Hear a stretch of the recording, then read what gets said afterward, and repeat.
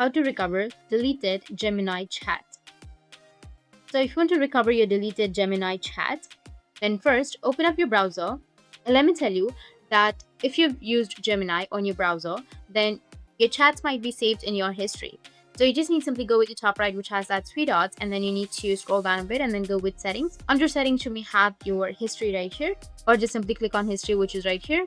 Go with open history page, and here you will have all of the history with your Google Gemini. So you can also just simply search for Gemini and then you will find all of your history. You can just simply click on that and it will take you to the same chat. Or the second solution is you need to go with a new tab, and here you need to go with myactivity.google.com/product/Gemini and then hit the enter. Here you will often find a log of your prompts and Gemini's response, even if the chat is missing from your main Gemini interface. You can copy and save this text as a backup.